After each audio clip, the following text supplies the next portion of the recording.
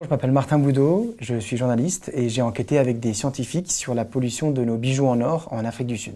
L'Afrique du Sud est l'un des plus gros producteurs d'or du monde et pour produire de l'or, pour produire 5 grammes d'or, il faut sortir 1 tonne de terre, 1 tonne de déchets. Du coup, ces déchets sont sortis de terre et se retrouvent dans des terrils au milieu des townships d'Afrique du Sud, les quartiers les plus pauvres.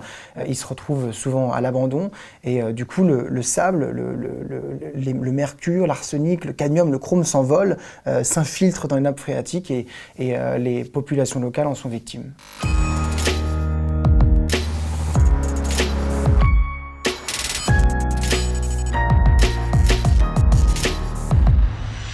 Taini Dlamini, c'est une femme extraordinaire, c'est une femme d'une cinquantaine d'années, elle a 4 enfants, elle vit à côté des terrils de déchets miniers et toute seule, avec ses petits moyens, tous les jours, elle allait toquer à la porte des 1000 ou 1500 personnes qui vivent dans son quartier pour essayer juste de savoir si les gens sont malades ou pas, si les gens souffrent ou pas de la pollution.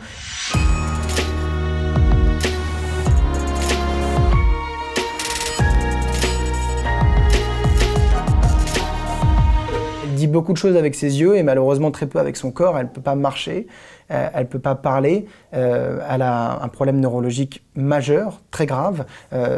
Et des enfants comme elle, tout autour des déchets miniers, il y en a plus d'une vingtaine sur un seul terril. Les militants sont persuadés que c'est lié à cette pollution, notamment au plomb. On a retrouvé dans les cheveux de Ntando des niveaux de plomb très très élevés. Nous, ce qu'on a essayé de faire, c'est de prélever des cheveux d'enfants et d'adultes qui vivent à proximité des déchets miniers. Et on a essayé de savoir si oui ou non, les personnes qui vivaient autour de ces terrils étaient plus contaminées que la moyenne française. Et de fait, oui, on retrouve chez certains 64 fois plus de plomb dans leurs cheveux, 5 fois plus d'arsenic, 4 fois plus d'uranium.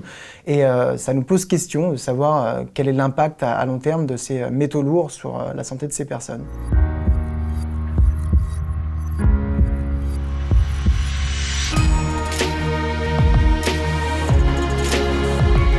Aucune n'est capable de nous dire si oui ou non, à 100% l'or qu'ils utilisent dans les bijoux, ou dans leurs montres, ou dans les joailleries, etc., vient ou pas d'Afrique du Sud. Certaines sont capables de le dire, mais elles ne nous donneront pas la preuve. J'ai rarement vu un secteur aussi opaque que celui de la bijouterie, de la joaillerie. Je crois qu'il y a un vrai effort à faire de ce côté-là, et nous, consommateurs, à demander des comptes à ces grandes marques.